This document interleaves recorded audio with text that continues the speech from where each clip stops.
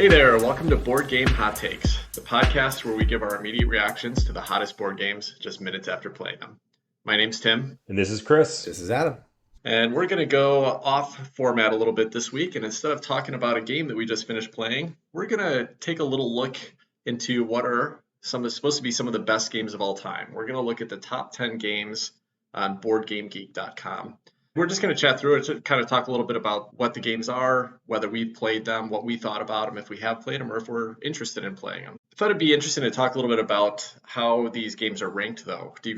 Are you familiar with that? Do you have any idea how the games are ranked and rated on Board Game Geek? Honestly, I have no idea. I thought it was some proprietary big secret, like they don't release the algorithm to anybody. And then I've heard rumors and speculation about the number of votes that it has and the ratings of those votes, obviously. And then longevity, I think the longer something's on there, it has a tendency to fall down. But I don't know if any of that's true. I don't know that it's that complex. I think it is hidden, like it's not completely publicized. My understanding is that there are some knowns about it. If you are not familiar with Board Game Geek, it's essentially a database of all of the board games. People use it to leave reviews on board games, to record their board game collection, to chat about board games and stuff like that. So users can come on here and they can rank a board game. They can rate it, and they have a 1 to 10 rating system on here. Just starting there, Adam and Chris, do you have your own collections in here, or do you rate board games on Board Game Geek? I do. I'm a little bit behind. I need to update it, but yeah. And I do frequently use the site to look at ratings and stuff. So you use it. It'd be interesting. I kind of like to chat with you guys today to see how, when we're talking through this top 10 list, how you guys rated the games on here that you've played before. Mm-hmm. So while we're looking at what they're rated, for Board Game Geek, I'd kind of like to see how we've all rated the games that we've actually played. But so basically, it's a user-rated system. You can rate it 1 through 10, and they have like remarks about what a 1 through a 10 means. They use a formula that essentially takes, I think it's like the first 1,500 ratings, or basically every game that gets put in there gets added with 1,500 ratings at 5.5. Meaning that until you get a large enough quantity of actual user ratings, you're not going to move up this list. So part of the ranking is based on what users are rating it, but almost more importantly is how many users are rating it. Because if you have 200 users that rate it, then the way that it's applied to the ranking, which is what they call on here, I think they call it the geek rating. So there's an average rating, that's the user rating, and then the geek rating is, I believe, taking that 1,500 or however many ratings that are just kind of put as average, and then averaging them all together. So if you have 100 9.0 ratings on here, it's still going to end up at like a 5.5 or 5.6. But if you have 5,000 9.0 ratings, then it's going to start getting up there in that 7.8, 7.9, 8.0 space. So that my understanding, that's the basis for it. I'm sure there may be some other things going on here as well. Maybe the length of time makes a difference. Although it doesn't, I don't see that based on some of the games that are still sitting out here. We'll talk about that a little bit. But yeah, essentially it's, how do people feel about these games and how many people have rated them? And that's kind of how we get our rankings. So based on that geek rating, they've given every game in their database a rank in their system. We're going to look at the top 1 through 10, and we're going to start from 10 and work our way backwards and just chat about them for a few minutes here. So number 10 is a game. This is from 2005. So I think this is a good example of how just being on here for a long time doesn't necessarily push a game down unless people are not continuing to rate it or whatever. This game is Twilight Struggle. This is a GMT game, which GMT makes mostly kind of war games, that type of thing. Not super high production quality, a lot of cardboard chits and little pieces and not much as far as artwork and stuff like that. But this is a game based on the Cold War between the United States and Russia. So it's a 2-player only game where each player plays one of those two sides. And there's a map out on the board, and you're trying to take control of areas, and you're trying to win a space race by moving up this track. And it's all done by cards. I played this game probably 4 years ago, just once. So I don't remember the rules really well. But what I remember, it's kind of like you've got a hand of cards, and every turn you play a card and it does something. I don't remember exactly how it works. Adam, you've played it, right? Do you remember anything about that card system? Yeah, so I've played it on the app a lot, and it's interesting. Some cards are in favor of the blue team, and some cards are in favor of the red team, and they all have various operational points that are assigned to them too. So you can use a card that's in favor of Russia. If you're the Americans, we'll just say Americans and Russia for ease of conversation here, for the operational points. But by doing so, you open that card up for Russia to use it for its benefit. So maybe you just gave yourself 3 influence in Cuba, and then the event or a later on event is now Russia completely wipes out all American influence in Cuba. So you've just wasted 5 turns building up influence in Cuba when there was this event that's going to come back and wipe it all out. So you got to be really careful about the order of where you're placing your influence, and it helps to know the events and be very familiar with the cards. And that's one of the big complaints about the game, is that it relies a lot on card familiarity. Chris, you haven't played this yet. With that description, does it still sound interesting to you? It does sound kind of interesting. I mean, here's the thing. I'm looking at the pictures on Board Game Geek, and this is one that I'm not familiar with. This is a new game to me. And one of the problems I have is it's really hard to tell what the game looks like looking at these pictures, because I'm seeing some where there's like people are using coins as markers, some where there's like little plastic spacemen, some with some pretty pimp little figures and stuff.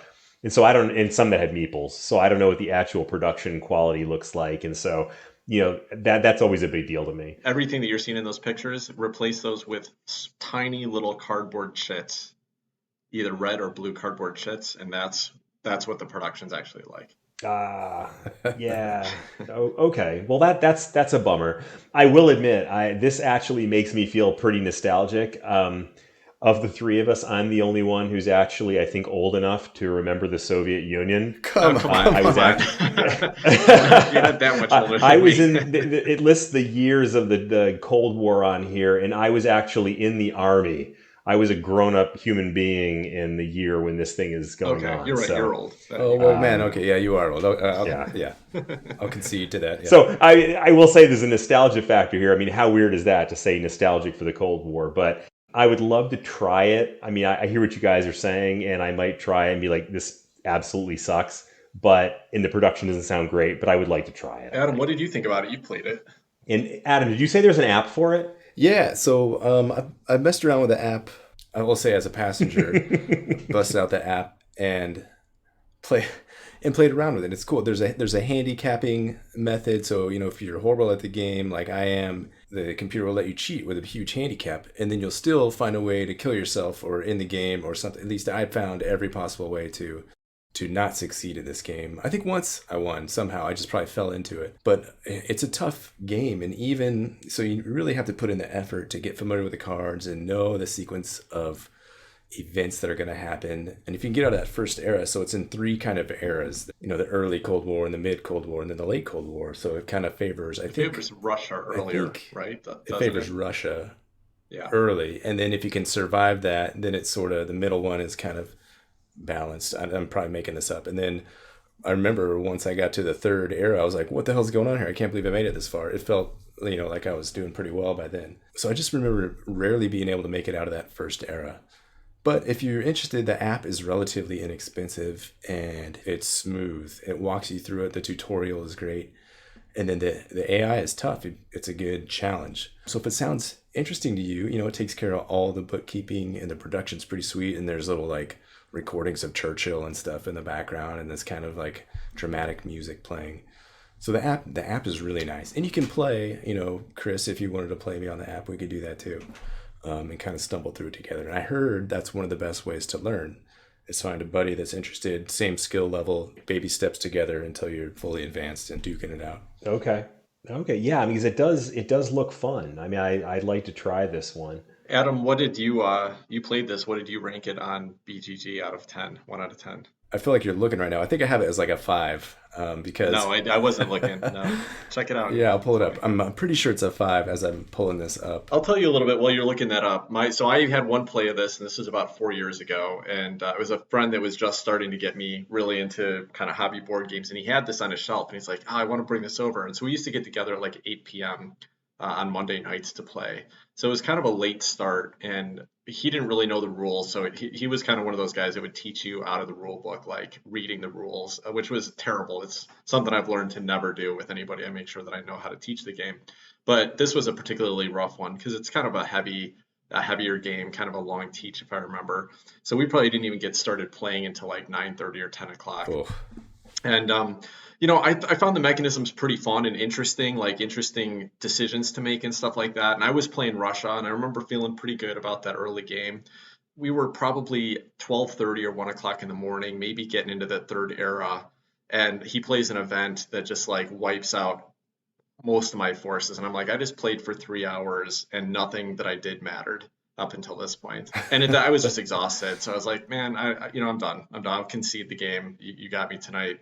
But I've never been drawn to come back to it. I found it to be a bit of a slog. I would play it with somebody if they were like Chris. If we had a copy around, I'd be like, sure, let's give it a shot. But it's definitely not gotten me excited to come back to it. And so I rated it a 6 on Board Game Geek, which is fairly low for me. I don't rate a whole lot of stuff below 7. But this left kind of a bad taste in my mouth. I think one of the reasons why I suspect that it's been really successful is that as a kind of a war game, it's pretty streamlined. Even though I said it's a heavier game and took a little while to learn, it seems like pretty straightforward mechanisms once you kind of understand how they work. So I suspect that's part of why it's been successful. And maybe it's just a great head-to-head, you know, battle. You know, like once you get to know it, like Adam said, I think, you know, if you really know the cards and how to play it, I guess it can be fun for people.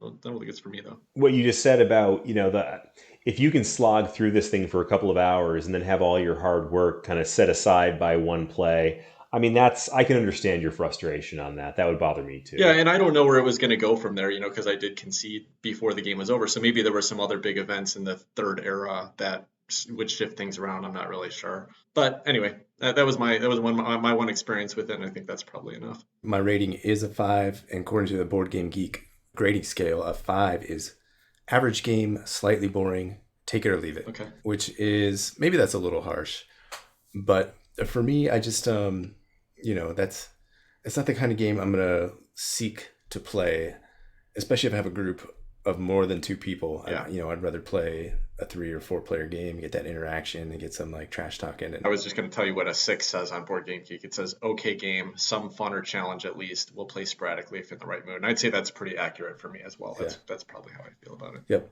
So that was Twilight Struggle. All right, let's move to number 9. Number 9 is a game that we've all played. That's Star Wars Rebellion from 2016. This is from Corey Knizia. The publisher is Fantasy Flight Games for Star Wars Rebellion. We just recently chatted about this game on our Gaming Weekend Extravaganza episode. So you can hear our thoughts a little bit deeper on there. This game is number 9 overall. It's got an 8.4 rating on Board Game Geek, so obviously it's got a lot of love. I'll jump in here. I love this game.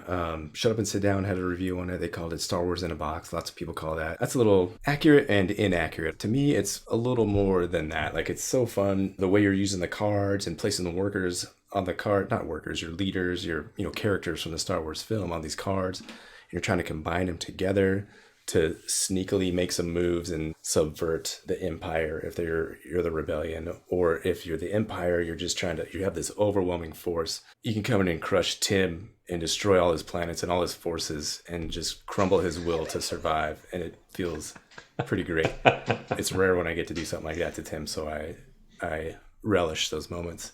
But I love this game. Sadly, it's trending downward on Board Game Geek. It used to be number 5 or number 4, and it's slowly been marching downward, as has Twilight Struggle. Chris, what are your thoughts about this one? Man, I just want to say nostalgic things about like every game that we talk about tonight. Like, I can remember being in the back of my parents' car watching Star Wars, the original 1977 Star Wars, in the station wagon at the drive-in. Dude, you are old, man. You are. I was 1 year old at the point at that time. 2 games, 2 walks down, nostalgia lane there. No, as far as the game goes, I really do like this game. I've played it twice with Tim, maybe 3 times, maybe even 4. I don't remember exactly, but it was a couple times, and he kicked my butt both times. But then again, I was the rebellion both times, so maybe I don't know how much of that was because I suck and how much is because I was playing the rebellion, but. I would absolutely agree, Adam, with the characterization you gave it, which is it's so much the story of Star Wars in a box where you control the action, And I just love that about it. I mean, there's a story to every game, and I love the way it plays out. I enjoy the production of it. The production's cool. The ships are cool. Everybody recognizes all the iconic figures, the characters, the ships. I think a truly immersive game story experience, and that means the world to me. I think it deserves a rating. Adam, what did you rate this one on Board Game Geek? I think I've had it up at 10 for a while, and then I think after our last play, it's down at 9, maybe even 8.5. Okay. So maybe that's why it's trending down. Maybe I'm the one who made that happen. But I want to piggyback on Chris talking about the production. Out of the box, it's a great production, and then I've totally blinged mine out. I have some nice like holders for all the ships. If you look at the pictures, some people have painted up their miniatures and they look amazing. They look like little figurines from Star Wars. There's right now I'm looking at a planet tracker, like a little miniature. I don't know if it's magnetic or there's those little push pins. So as you're the Empire, you're kind of tracking all these different planets in the Star Wars world to see if the Rebel base is there. And you have these little cards that help you do it, but someone's made this little miniature scale of the whole Star Wars planets that are in the game and little trackers, little push pins. If you love Star Wars, if you're a fan, if you want to totally bling it out, you can go crazy on it and get super in depth with it. So that's one of the other things I like about Rebellion. My set's not super pimped out, it's medium pimped out. Hey, Adam, in terms of the figures, is there a lot of aftermarket stuff that you can get for this, or are you basically just painting the figures that come with it? So yeah, there's what I have is a little set from Etsy for the little standees. They're just little standees, but what I have is some transparencies that for the Rebellion have like a red outline around them, and for the Empire you can get like a dark outline or a blue outline. So that's it covers them in this nice acrylic finish. It's like a heavier weighted piece. Tim, you got to play with those. I don't know what you thought. There was a nice touch. They're really cool, for sure. This is a game that I'll talk about in a second that I'm probably not going to keep in my collection, but if I was and I was playing it regularly, I would absolutely pick those up now that I've experienced them. That really, up the play experience for sure. But Chris, I don't think you were asking about the miniatures, like the plastic figures. I mean, I'm sure that there's other Star Wars toy-ish things you could probably find to replace there. I want to see somebody get the full like 4-inch line of Star Wars action figures and play those out on the board. Like that Greedo figure you could only get in like a Happy Meal back in the day, and now it's like the holy grail of Star Wars figures. Yeah, nice. Chris, did you rank this on Board Game Geek? I did not. Although I'm seeing the rating that the overall rating is 8.4. I think that's about right. I would give it an 8. Maybe a 9 if I was playing with Adam, just because his enthusiasm would rub off on me. But I think it's a pretty legit rating. I do have this one at an 8 also, and again, like I said, I think it's been as high as 10, and now it's lowering back down to 8. But for you, Tim, you said you're maybe gonna get this one out of your collection. Yeah. So Star Wars Rebellion is a super fun time, and I'm a huge fan of Star Wars. I grew up with it. I used to collect Star Wars action figures and Star Wars collectibles, and from a pop culture perspective, it's always it's one of my favorite IPs. I love the movies. I've read all the novels that the world's based around. So I'm a Star Wars fan. And this is it's an in-depth Star Wars game. But so I had it at an 8 up until after our last play, and I knocked it down to a 7. I don't know. I think it's just the fact that the game is kind of like an improved version of Risk. It's like you're there for 4 hours, kind of the decisions are more interesting, of course, and there's card play and stuff like that. But when it comes down to the parts on the map, it's moving armies around and rolling dice, and it gets a little long. I think it's just a little clunky, and it's a really cool experience. If I had this as a kid when I was 8, 9, 10 years old, hanging out with my brother, if him and I could have played this for months and just loved it. But to me, there's other things I want to do when I'm gaming right now. So it'll be interesting to see. I mean, obviously there's a big fan base for Star Wars, and this game does a lot of things really well. I'm kind of surprised that it's this high, to be honest. It does seem like it's a limited market where it's a 2-player only game that takes 4 or 5 hours to play.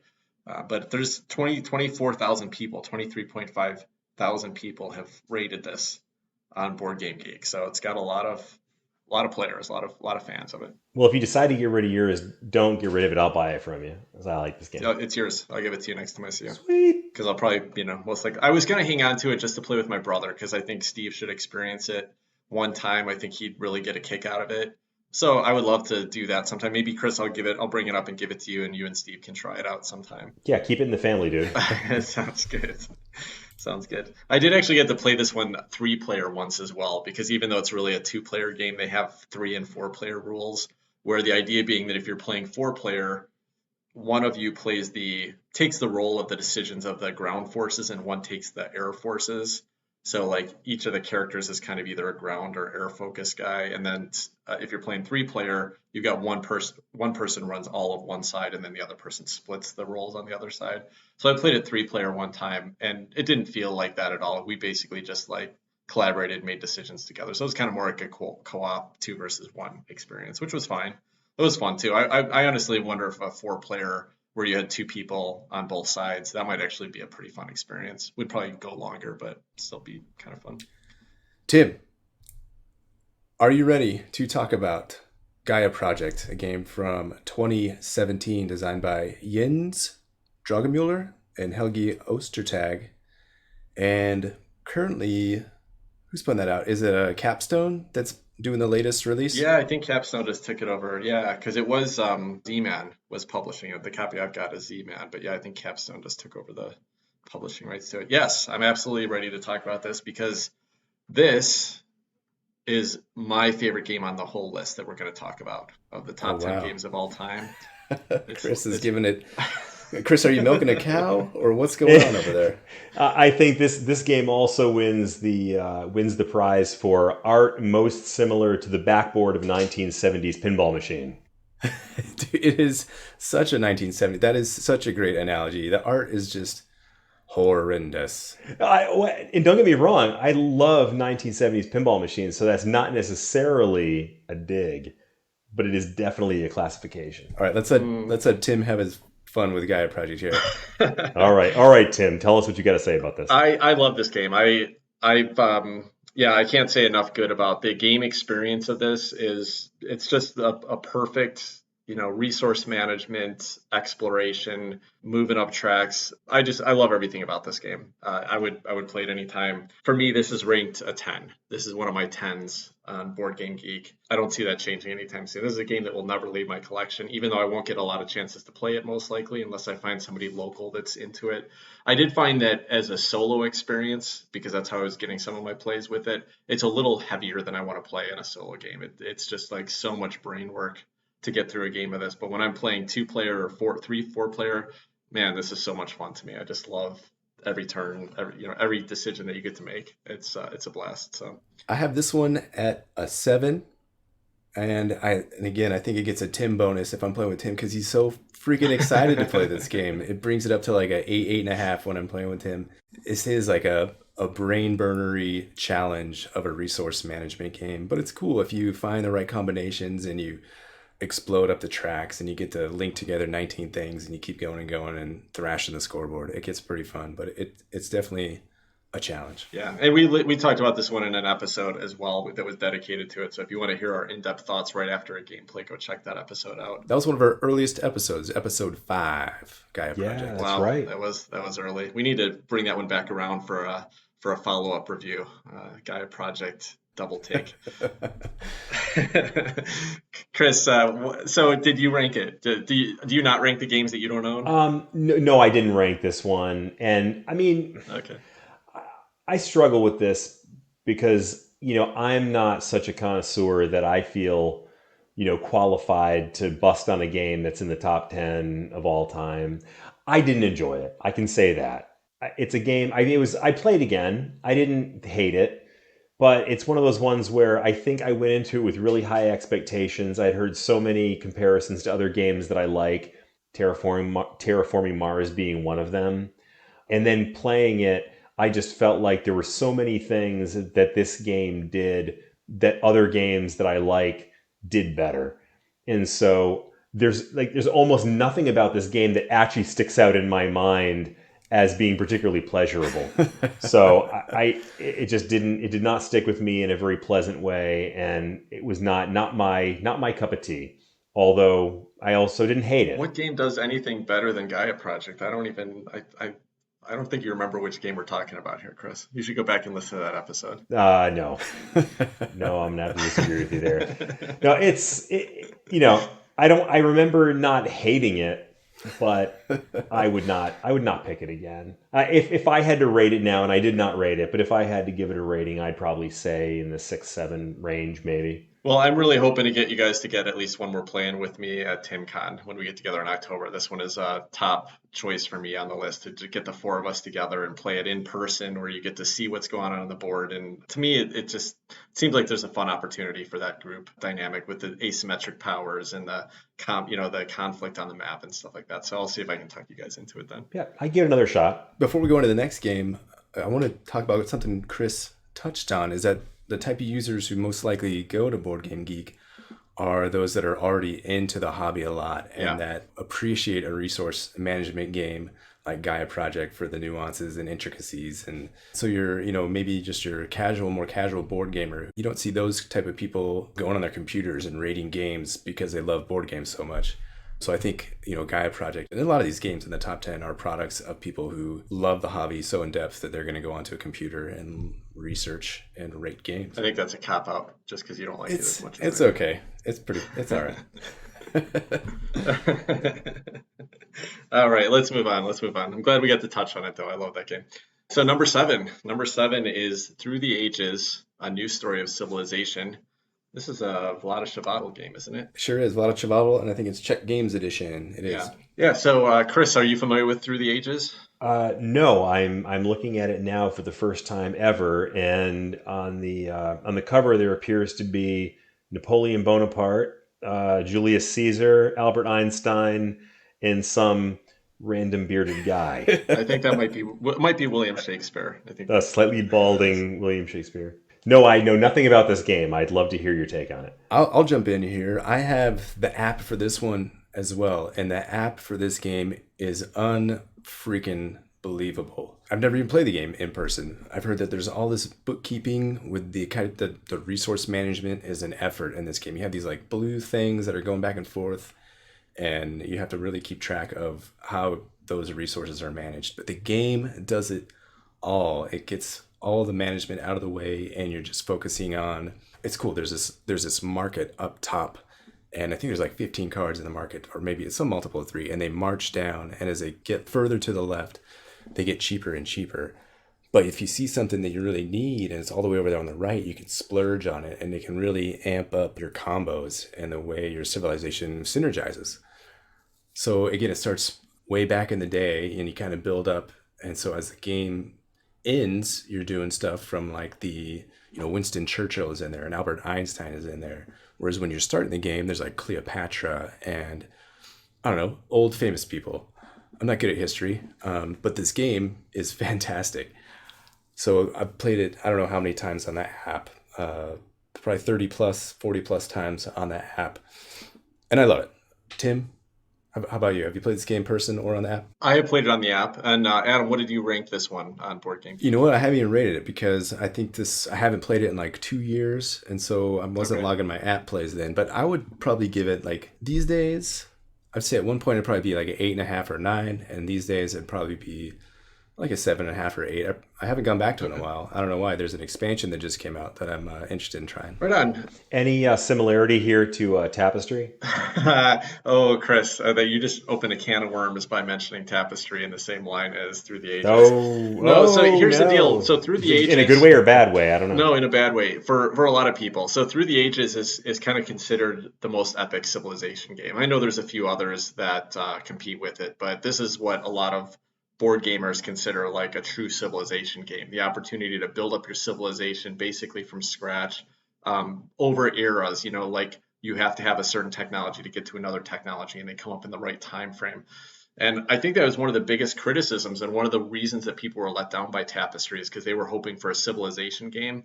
And Tapestry has that, thematically, it has that skin on it, but you can invent paper after you've gone to space. And so that didn't sit well with a lot of people that want the kind of true civilization, tech tree, building up from scratch type of thing. So I think it's funny that you bring that up because I think that this is what Jamie Stegmaier was, trying to emulate the feel of a Civilization game. And I love Tapestry. Don't get me wrong. You know my feelings on it. I'd much rather play Tapestry than Through the Ages. I'll probably get some comments on that. But yeah, this is a Civilization game. So there's definitely some comparisons to be made there, but probably not often good No, comparisons. I'd be interested to try it. I mean, obviously, it's a well-loved game, and I like Tapestry. I like the concept. I have not tried this one, but it looks like it's worth trying. Yeah. So I played the app. The app is fantastic, and the app is pretty neat because it's got a great tutorial. Like I played this 3 times on a flight to Germany, and that's the extent of my exposure to Through the Ages. So I was able to learn it on an iPad with a tutorial. It's kind of fun because they got little characters that are popping out. I don't remember if it's one specific character, but a character will pop out and tell you what to do and walk you through the steps. And I learned the game from it. And it's pretty straightforward, except Adam was talking about the fiddliness of keeping track of all the little counters. Like there's like a happiness, so you have to spend happiness, and then you got to turn that into food, and then you got to produce food to turn. I don't know, like it's kind of obscure, and it was hard for me to follow. And luckily, the app handled some of that stuff for me because I didn't really know what was going on a lot of the time. I thought the game was really interesting. The card row and the idea of the cards coming out, and you get to choose from certain cards, and then eventually another era comes in, and you fire your leaders. So your leaders could be like Napoleon Bonaparte or Shakespeare, but eventually you have to replace them with more modern leaders. So that's kind of a fun like progression of your civilization. I think it's a cool game. I didn't after a few plays though, I didn't really want to go back to it even on the app, so I kind of let it go. I would love to try it again sometime. I don't think I'd play it on the app anymore, but I'd be happy to play it if somebody brought it out in person and kind of get the chance to try it in person. It's not a very pretty game, so it doesn't get me excited. I've got it rated a 6 because that's the feeling that I have for it, that like sometimes I might be in the mood for it. I think in person too, because it's so fiddly, I think it can go really long time. The app's kind of cool because you can knock out a game in like 30, 45 minutes if I remember right. But in person with a few people, I think it could be a several hour experience. So I try it with you guys sometime if the opportunity presented itself, but I'm not searching it out again. For sure, Chris, if you're interested in this one, I'd say get the app and do the tutorial, run through some of the things, and then let's duel. Let's do it. All right. Sounds good. All right, let's move to number 6. Number 6 is the newest one on this list, and man, it shot up the ranks quickly. I think this game just came out last summer, mid to late last summer, and it's already number 6 of all time. So that's a pretty impressive leap. It's had 10,000 rankings, but it's rated an 8.83 by users. So it's pretty impressive. Adam, have you played any of the Gloomhaven series at this point? Just that kind of half-assed look at, was it Frosthaven that we tried? Frosthaven. Yeah. So I really have no experience. People rave about this game, and the time we tried it, I thought it was okay. I know you've played Jaws of the Lion a handful of times. What do you think of it? I think it's some really clever mechanisms. Dungeon crawlers are probably not my thing traditionally anyway. I played Descent, Journeys into the Dark, and it's one of my least favorite gaming experiences of all time. Maybe slightly knocked out by Path of Light and Shadow from just recently. But I had some really, really frustrating times with Descent. It's super fiddly. The decisions are not that interesting. And, half of your game is won or lost based on dice rolls. And so that's a pretty traditional dungeon crawler. Now, Gloomhaven is not that. Gloomhaven Jaws of the Lion, there's really no dice. There are actually card draws that dictate some of the luck of what the monsters are going to deal and how successful your attack is. But it's very strategic. It's got a really cool system where it's a hand management game. So you have a hand of cards. And every turn, you pick 2 cards that you're going to play, and you get to take the top action on one of them and the bottom action on the other. But once you've spent those 2 cards, then those get put into your discard pile, and you don't get to use them again until you've run out of cards, in which case you can get them back, but then it costs you have to get rid of cards. So your cards are kind of like your health. So it's a really fascinating planning and strategy game. It's co-op or solo. I've only played it solo, and the thing that I didn't like about it, kind of going back to what I said about Gaia Project solo, is that it's a little too heavy for what I want to do in a solo game, because managing 2 characters with 2 different hands of cards and trying to pick the right cards for them, managing the monster decks and all of that stuff just got a bit heavy, especially for the experience you get out of it. So that was my number 1 reason why I haven't played it a ton. I played like 7 or 8 scenarios out of it. The other reason that I am not excited to spend a lot more time in this world, though, is that it's pretty redundant. This is a dungeon crawling in the most, kind of direct sense of you're literally just doing the same thing. Every scenario is you're in a room with some monsters, figure out how to beat the monsters most efficiently. There are some side objectives. Sometimes there's treasures you can pick up. There's, you can upgrade your character over the course of the game, which is cool. Like all these things that I used to love as a kid with the concept of D&D and like kind of role-playing video games, they exist here and they're done really well. But it just got a little bit redundant and dull after several plays for me. I would love to try this. This is another one that I'm kind of hanging on to right now to see if I can play with my brother when he comes to visit, because I think he'd love this, and I think playing it 2 people would be really fun actually, where you're both planning without seeing what the other person's doing and trying to work together. I think it could be really fun, but I don't think this will have a lot of staying power in it. It was actually my experience with Gloomhaven Jaws of the Lion that I decided to give away Frosthaven. So that's, that kind of tells you a little bit about my own feelings about it. I think it's an excellent game. I think it's shocking to me that it's this high, though, to be honest, that it moved up this quickly and that enough people love it so much that they ranked it this high this quickly. Chris, what about you? Any interest in Gloomhaven? What are your thoughts on it? Because you haven't played anything in the Gloomhaven world yet either, right? No, I haven't. And hey, I'm going to go back to the 80s for a second. And, so in the 80s, I hated U2's The Joshua Tree because you had to like U2's The Joshua Tree or you weren't cool. And I feel like Gloomhaven is almost like that. It's almost like if you don't like Gloomhaven, I mean, come on, you don't like Gloomhaven? What's wrong with you? And so I just have a natural aversion to being told I'm supposed to like something. And this has got, 2 or 3 spots in the top 10? And yeah, 2 spots. Yeah, 2 It'll spots. 3 soon. Okay, 2. So maybe 3 soon. It's probably a perfectly fine game. There's a little bit too much mystique there for my taste. But having said that, I may very well try the game and think that it's a blast. So I would keep an open mind and try it. Might have a lot of fun. But the things that you've said about it just don't strike me as all that appealing. And that's kind of I don't know a ton about it. So I'd give it a try. The idea of going back to a game for all these scenarios and how many, 90, 100, something, I don't know how many hours to complete the whole thing just seems very taxing. And the word I hear is grindy. The game's very grindy. And that's something that just doesn't appeal to me. And I was the same way, Tim. I backed Frosthaven and the map looked cool. And some of these different kind of little puzzles look cool. So I might want to hear about that before I just sell mine or give away mine. But it just already seems like something I don't want to do. Yeah, so to give you a sense, so Gloomhaven Draws the Line was supposed to be kind of their entry-level version. It was supposed to be the beginner Gloomhaven, essentially. But it's still a very heavy game, so don't get me wrong about that. You can pick this up in Target, which is pretty cool. The first 5 scenarios are kind of slowly introducing rules to you.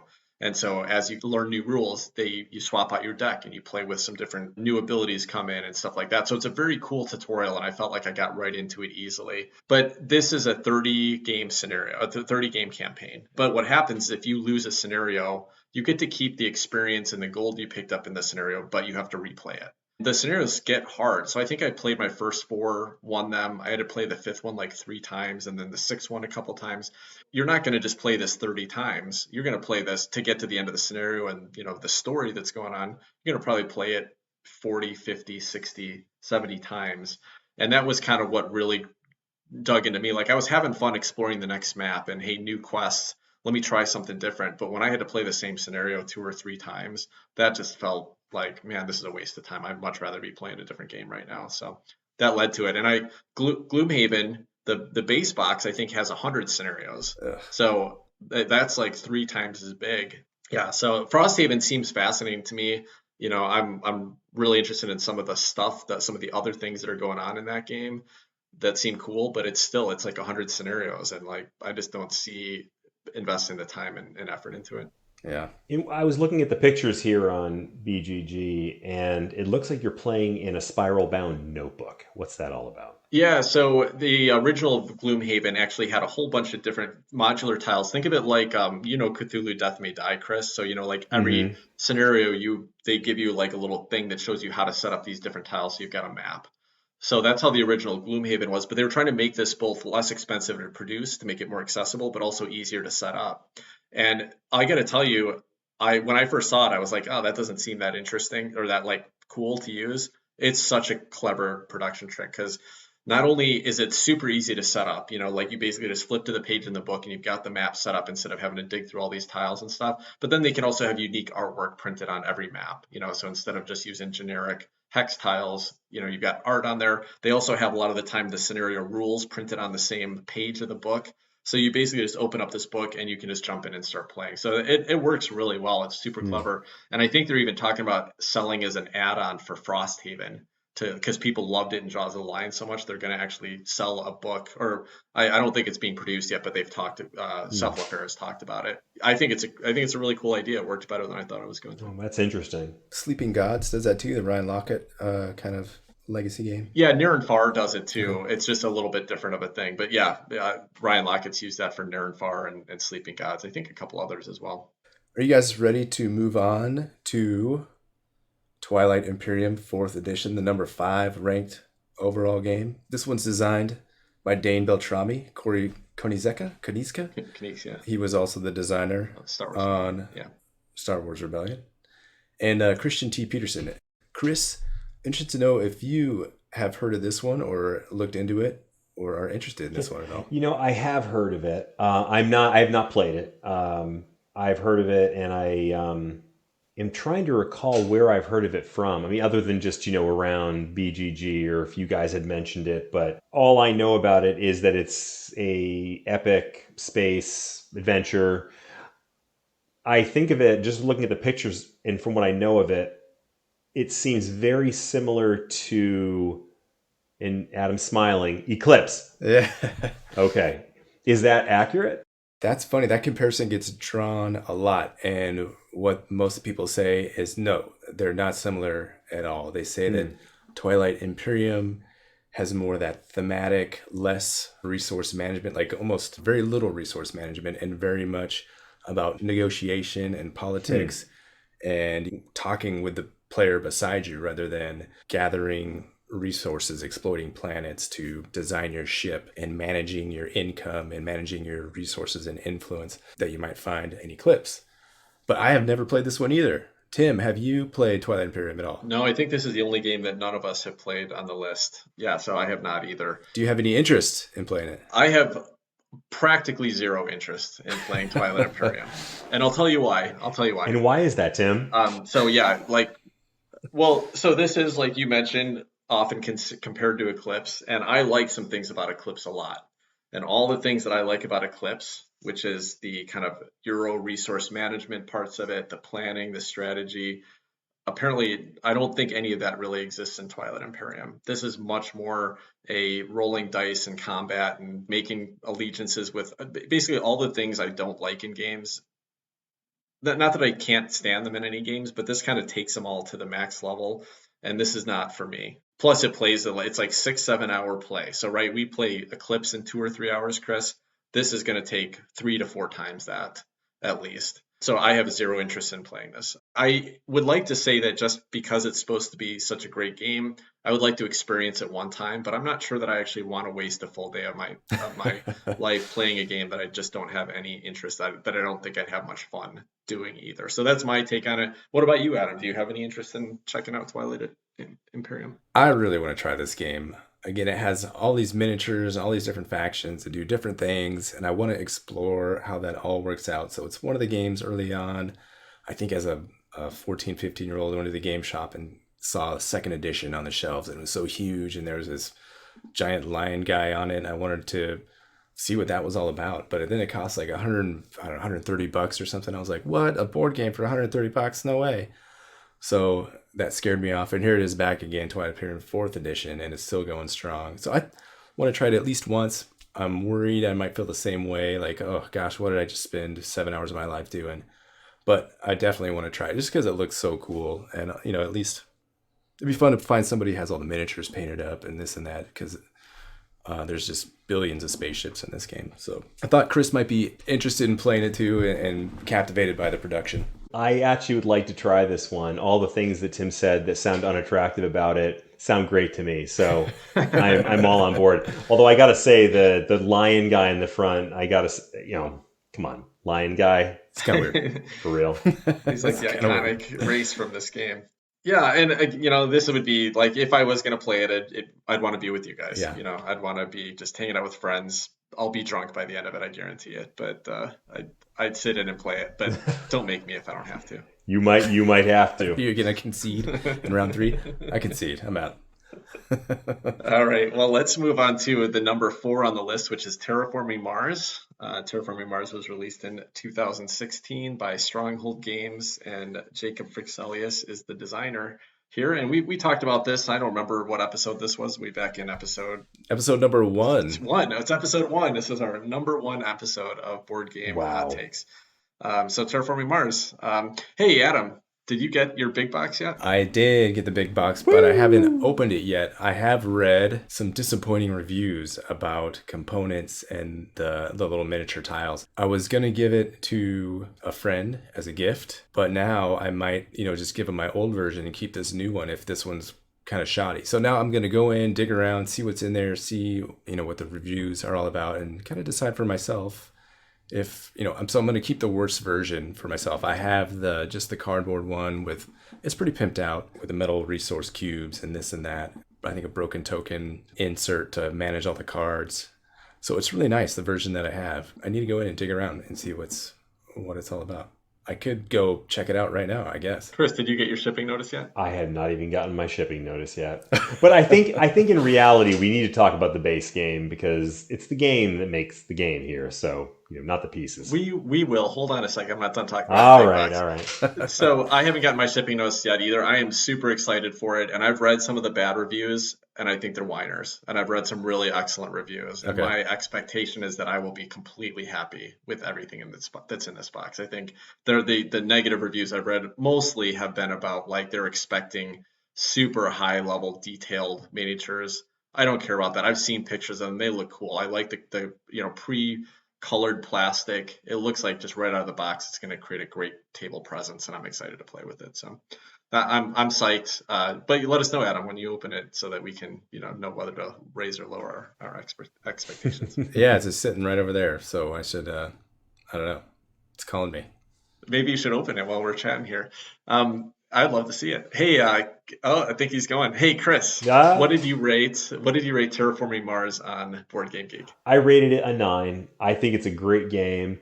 Honestly, I feel like it's one that we've talked about so much that, I don't even know what there is left to say. I mean, crappy production unless you buy the big box or unless you buy some aftermarket pieces. But the game mechanics are so solid. It's such a good game. I love it. I'd play it even with the not very exciting production.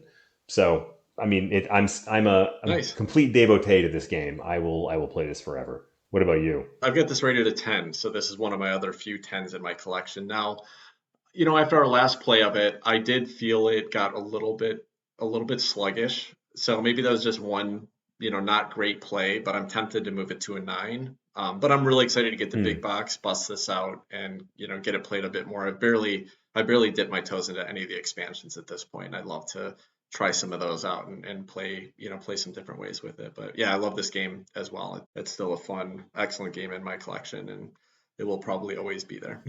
This is actually one where I think it actually creates kind of a challenge about how you rate games, because there is no game that you can rate a 10 that will stay a 10 forever for you, because you're eventually going to get bored of it. Any game. I mean, I don't think there's any game that's going to stay a 10 forever.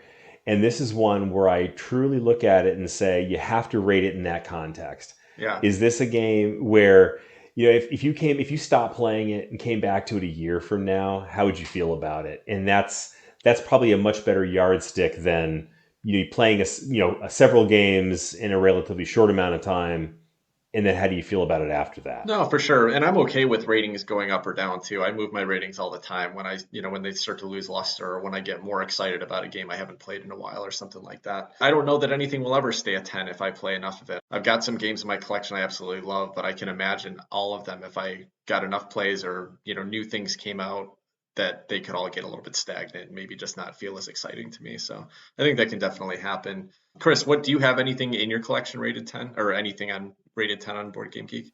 I don't remember, and if I have to go back and look, and if there's anything that would be rated a 10, I'd probably say maybe I would Blood Rage. maybe Blood Rage, Cthulhu Wars, Cthulhu Death May Die, ironically, because I don't love co-ops, but that's a pretty amazing game. But I want to turn my attention Okay. to Adam in this big box because we're watching him on video opening it now, and you guys listening cannot see this, but the box is roughly the size of Adam. I feel like he could crawl into the thing and go to sleep after he's done. So, Adam, what do you think? Well, yeah, let's get some first impressions here because I can't really see too well on the resolution of the screen. But what do you think of the minis? Do they meet your expectations, or how do you feel? So yeah, you can hear them jingling around. That's as much proof as I can give you. But they're not bad. They do have that kind of, I don't know, mustardy, not so vibrant look, but they're not horrible. I guess so. Some people are saying, "Oh, you have to assemble the nuke one." Yeah, here's the mushroom cloud here, and you just have to put it on top. That doesn't look like a big deal. But then there's a nice storage tray. Some people were saying it's flimsy. It's not any more or less flimsy than any other storage tray. Does it feel like the Anachrony storage trays that we busted out?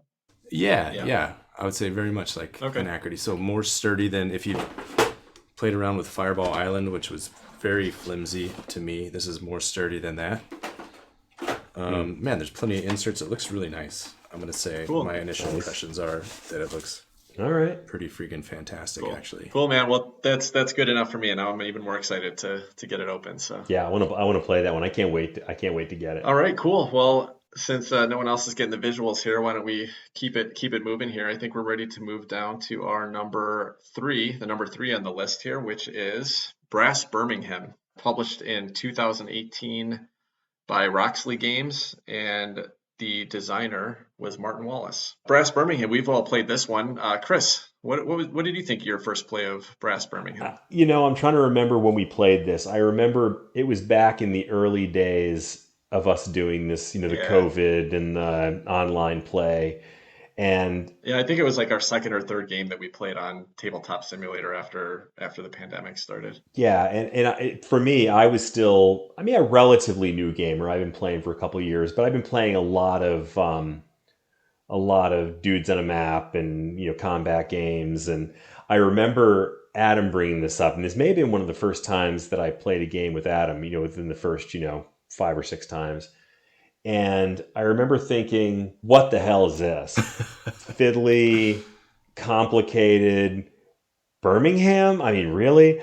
And we played it, and the game was great. I love this game. I actually, now that we're talking about it, it makes me think that we need to play it again. Yeah. I'm ready to play this game again. But it's complex, but in an intuitive way. It's interesting. It's thematic. I'd love to get this one back on the table. Yeah, that's awesome that you say that. I feel the same way. This is one we got to get a play of and talk about sometime. This has got to be an upcoming episode on the podcast. I've had a couple plays of this. Adam introduced me to it, so I got a chance to play the physical production with it once right before the pandemic started, and then I played one time with the 4 of us on Tabletop Simulator. This is an exceptional game for the kind of theme and weight, interesting, fun, pretty quick gameplay too, because the actions are basically you play 2 cards on your turn, right? And then just do something on the spaces that the cards say. So it always felt like quick, fun decision space, even with the kind of dark economic theme going on with it. I remember this game as being epic in the sense that I think it took us like 6 hours to play a game of this. But then again, we were also new to TTS at the time. So Yeah, it didn't take us 6 hours, Chris. I think it was a very traditional length of game for us. I think Okay. about 3 or 4 hours. And I'm sure we probably started a little later than you wanted, and it was one of our first tabletop simulator plays. So I'm sure it went late. But I think Adam and I played this in an hour and a half the first Okay. time he taught it to me. And I think a 4-player game would probably go 2 hours or something like that once everybody knows it. So it's not that bad. No, that's reasonable. Theoretically, it's a pretty snappy game. I'd say, yeah, 45 minutes per era, maybe a little longer in the second era. There's a little more. So you have the canal era, and you kind of can only, it's a little more limiting. And then you get into the rail era, and you can do double rail, and you can build all this stuff and trade in all this, flip all these things, and get all these points. But I love this game. The art is cool. The production's cool. You get the poker chips when you're playing this thing, and that's cool. And you stack the poker chips on your weird Industrial Revolution guy's face. That's an actual person from the Industrial Revolution, I guess. I love it. I can't get enough of it. I do want to play. We need to play this game some more. And Chris, I remember, I think you wasted us when we played this game. You crushed us. Yeah. Yeah, he did. He killed us in it. Yeah. Yeah, I want to dig into this one more too. And there's some things about it that just that really get me excited. I love the coal and iron markets going on. That's such a cool mechanism. I love the beer mechanism, like just all the things going on with the beer. I Yeah. love the fact that you build these, that you put these buildings out and you want other people to use the coal or resources off them because then you get you get to flip them over and get the benefit, but you also want to save the resources for yourself. So it's so much back and forth of like, should I build a network to this place where they'll get the benefit, but I'll get a different benefit, or do I want to save that benefit for myself? The two eras, how it completely basically restarts the game halfway through the game. Like it's got so many fun, interesting things going on, but in a really streamlined way. Somehow it all just works really well. So what did you rate this one, Adam? Let's see here. I have this one at 8.5 currently, and I think maybe it was a Okay. 9 at one point, 9.5. But yeah, 8.5, and that seems about right for me. Yeah, I've got it in an 8. I almost picked this up recently. There was some kind of flash sale going on one of these websites, and I tried to go out there and buy it, and it got sold out on me. But I don't think it's a game that would get much play again with just my local gaming group. My wife and Jen, they would not even have any interest in playing this at all. But hopefully, if I meet some new gamers around here, this would be something I would consider adding to my collection. Yeah, it's an 8 for me. I think only because I remember every play that I've had of it, I just get so excited about it while we're playing it and how cool it is. But then it's not something that keeps drawing me to come back. I think it's partly the theme and partly, just the weight of it. But I do really love this game. It's cool. And I think this one has kind of plateaued. I don't know if it's going any higher or lower. I think it's been around for a couple of years now, so it's It's at number 3. I mean, it's number 3 of all time after just a couple of years. It's still that's pretty strong. yeah. Adam, I asked Chris this question while you were grabbing that Terraforming Mars big box, but do you have anything on Board Game Geek rated a 10? I don't know. Let me see. Do a couple clicks. No, right now the highest I have is a 9.5 between Inish and Dune Imperium. I have those both at 9.5. Interesting. Yeah. Why would you so if you love Dune Imperium, for example, why would you ever is there ever something that would make you rank it rate it a 10? Like what would stop you from rating that a 10? Gosh, what stops me? I don't know. Maybe that one. I mean, the rating, the description is outstanding, always want to play and expect this will never change. Is it that you expect that maybe at some point that ranking will drop for you? You know what? I don't know. I guess theoretically this could be a 10. Maybe I'll change it right now because that's pretty accurate description of how I feel about this game. About Dune Imperium or about Brass Birmingham? About Dune Imperium and Inish. Okay. Brass Birmingham, I don't know. I could see that. So I played Brass Lancashire a whole bunch, and that one got pretty samey for me after like 10 plays. So Okay. maybe right now, theoretically, Brass Birmingham would be a 10, but I could see maybe it gets samey after a while. I don't get that excitement or tension. I get like a nice mellow, I want to drink a Newcastle Brown and sit around and wear my top hat and do some poker chips for Brass Birmingham. Different kind of feel than I get from Imperium or Innis. Nice. I went back to look too to see if I had rated anything at 10 because you had asked that, Tim. I have one game listed as a number 10, and it is Tapestry. Nice. I actually think maybe I need to go back and redo some of these because some of them are kind of outdated. And actually, there's a couple I'm looking at here that I forgot I even had those, like Imhotep. That's a great game. I haven't played it forever. I forgot I owned it. Go back and get it out. Yeah, I have quite a few tens, but I tend to be pretty generous as well. I probably have like six tens on my list, and I suspect some of them will end up going down over time, which I know the whole point of that ranking is to say that it's always going to be there, but that's just the kind of person I am. I tend to treat things nice Yeah. if I'm in love with them. All right, let's move on our list here. Number 2 on the list is Pandemic Legacy Season 1, and this was designed by Rob Davio, published by Z-Man Games. Z-Man's had quite a few on this list, at least at some point or another, so they got some nice history going on here. Have either of you guys played Pandemic to start with before we get into the Pandemic Legacy? No. I thought you were going to say Pan Am, and I was going to be pumped. But no, Pandemic. I played original Pandemic Okay. one time, but I have never played Pandemic Legacy. What about you, Chris? Yeah, I the first time that anybody ever tried to get me to play a hobby game, a strategy game, it was Pandemic, and it put me off of games for like 3 years. So, but then again, part of that was it was a co-op game. I just don't like co-op games, with the singular exception of Cthulhu Death May Die. So I also don't necessarily think that means it's a bad game. I just don't like co-op games. So it would take a real it would take something to convince me to want to play this, just because it's co-op. I have some background with Pandemic, the base game, before we get to Legacy, and that is probably 10, 12 years ago, shortly after I started dating my wife. I was into Magic the Gathering. I loved gaming, but I didn't play normal board games. But we're like, hey, let's find some local friends. We just moved to a new city. So we found this meetup that was doing a game night. So we went to this local library and met a bunch of nerds for a game night.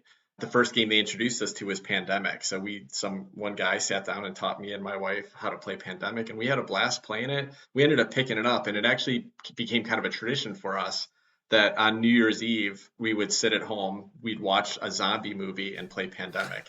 And we did this for like 4 years straight. So we had a little history with it, had a fun time with it. And I still think the game is solid.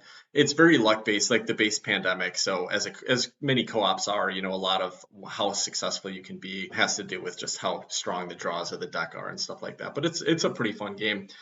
I did get Pandemic Legacy Season 1 though, and I got my wife, because she likes the game as well, so she agreed to start playing it with us. And we started playing it, I think it was February 26th of 2020. We played about 3 sessions, and then, as you can imagine, the theme of playing in a pandemic, that didn't stick with her too well after that. So it's still sitting on my shelf. We played 3 scenarios, and it's still waiting to continue. Here's what I'll tell you about it. The game is just about as interesting as Pandemic. So if you like Pandemic, it's a good fit for you. If you don't, it won't be a good fit for you. But the legacy parts of it are a blast. And so I want to continue playing through the scenario regardless. Like, I don't want to play 12 sessions of Pandemic, but I do want to complete this campaign because it's super fun. Your characters are getting injured. The cities are getting destroyed. I barely got into it, so I don't have a lot of spoilers to give, and I don't want to give too many away. But it seems like there's a lot of fun to come out of just playing the campaign, doing your best, and seeing how the world evolves and what happens with it. So I'd like to continue it. I'm shocked. This is another one I'm really surprised, though, that has stayed this high up the list. It was at number 1 for a while, but a pandemic game is something that people play through 12 games and then they put away, and that it's off the radar. So there's a lot to be said for the fact that this has been ranked so high for so long. Would you guys have any interest in playing Pandemic Legacy? No. Okay. No, I don't know what Chris's experience was with Pandemic OG, but I played it a long time ago, 10 years ago, whatever, if it was even out then. But it was kind of just ho-hum. Like, we went along and maybe we got some good dice rolls and then we won. And I was like, oh, all right, I don't want to play this anymore. So that was my experience with it. It wasn't a bad, it was a good social situation too that I was in. But the game was just, I don't know, trite. Yeah, I'm also going to say no on that one. And I think a big Okay. part of the reason for that is I was putting together my thoughts on co-op games as we were talking. And I think co-op games are actually, they can be a good way to game with somebody who's not a gamer, because we're all working together. So if you got someone who's, you're not, it's no fun to compete against someone who's brand new to games and they're getting their butts kicked and hating it, and you're beating on them, and that's no fun. But if we're working together on a co-op game, that's another thing. But I wouldn't want to play this with you guys. I mean, if we're people who kind of are into games, and this co-op just doesn't do it. Yeah. Right on. All right, sounds good. Well, I guess we won't be playing this one together.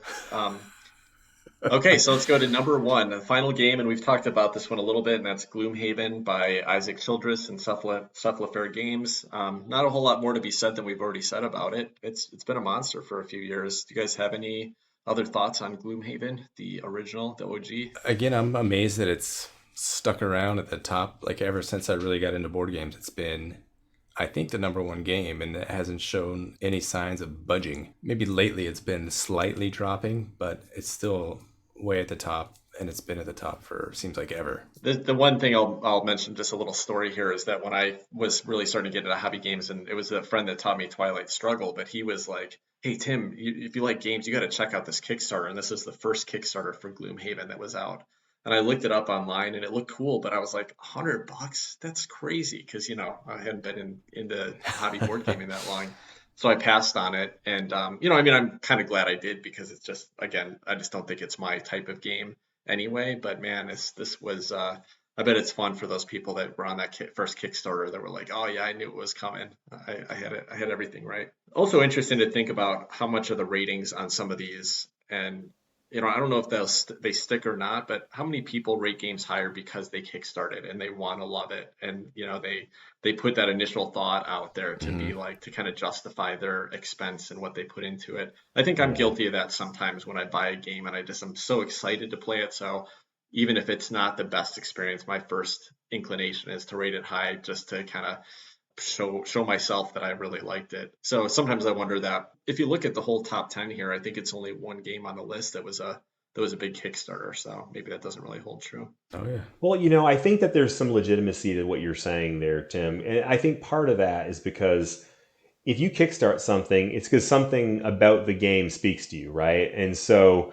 regardless of whether the game ends up being a killer or, kind of a dud, there's something about it that spoke to you, and that's probably going to stay the same once you actually get it. And the mechanisms may not be quite what you'd expected or whatever, but whether it was theme or whatever it was that attracted you to it in the first place, that doesn't necessarily go away. It just may not be as strong as you'd hoped it would be. So I don't think that's necessarily an illegitimate way to approach a game that you've kickstarted. Just to discover some more Kickstarters on the top 50, the next highest, I believe, is Nemesis, which is at 24, followed by Root, which is at 26. Everdale's at 30, Blood Rage 33. So there's a few. Just gonna say Nemesis is another game that I hopefully nobody will ever ask me to play again, because I'm pretty sure I'll hate it. I don't want to play that one. Yeah. So there's a few other Kickstarters, in the top 30, but yeah, notably not that many in the top 10. Yeah, and Everdell and Root, I think, are kind of interesting examples, because even though they were originally kickstarted, they definitely have a retail life at this point, and they are definitely not the kind of big plastic Kickstarters that I would think, people are just like super invested in the components. I mean, they both have nice enough productions, but they feel like they've got true gameplay and legs. So yeah, maybe. I think people just love Gloomhaven if they're into it. People love Gloomhaven. They do.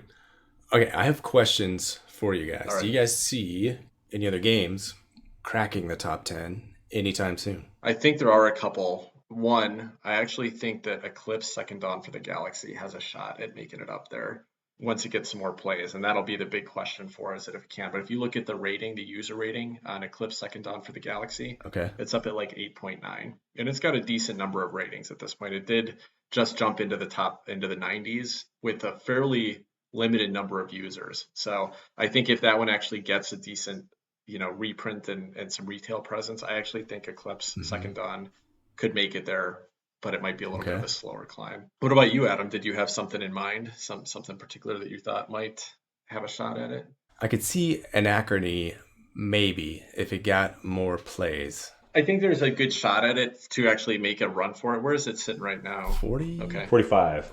I'll tell you two things about Anachrony. One is that right now, the big Kickstarter, big box just got delivered, so a lot of people are experiencing it for the first time. And so I think it definitely has a shot at climbing a bit as people are playing it. Mm-hmm. But I'll tell you the other thing, after about 7 or 8 plays that I've had of it now, I still absolutely love this game. This is one of the 10s on my list. I think it's going to stay there for a while. I think it's a lot of gameplay to come.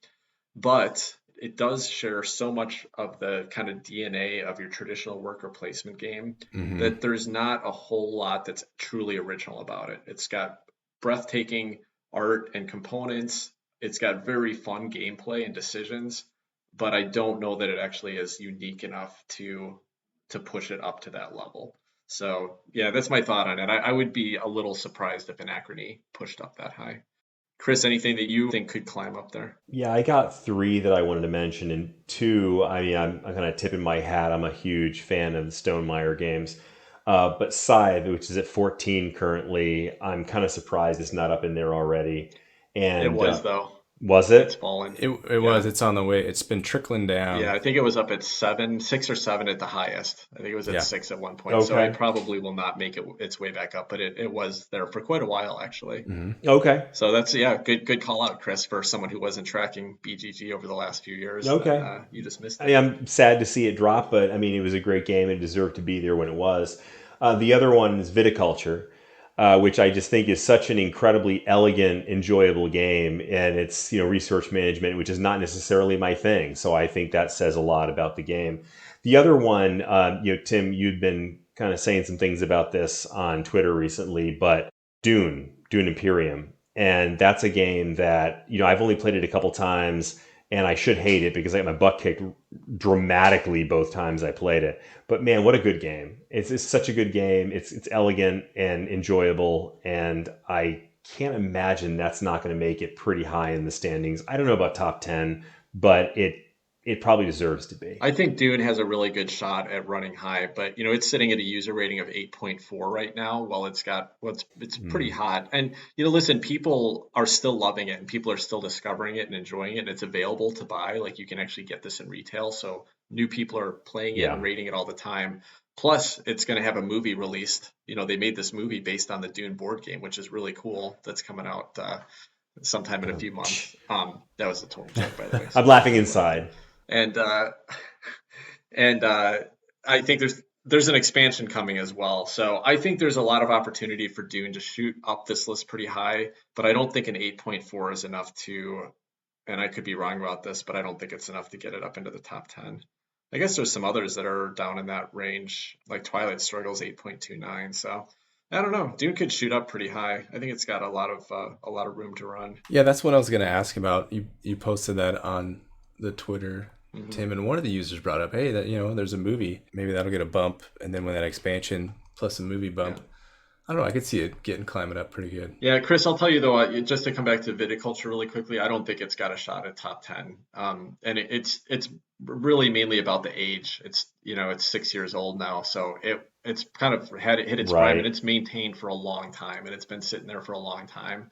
But I don't think it has much opportunity to rise much higher. So. What was the highest it's been? Do you know? I thought it was like at maybe top 20 at one point, or top 10. Yeah, I think it was top 20. I mean, it's still sitting at 23. Okay. So I think its Wingspan pushed it up a notch. Feast for Odin recently pushed it up a notch. So it was down maybe 15 to 20, somewhere in there at some point. I don't know if it was ever any lower than that. Not since I've been in the hobby. But they do have one more expansion announced that's going to be coming out for that either this year or next year. So who knows? Maybe it'll be some amazing expansion that gets it into a bunch more people's hands.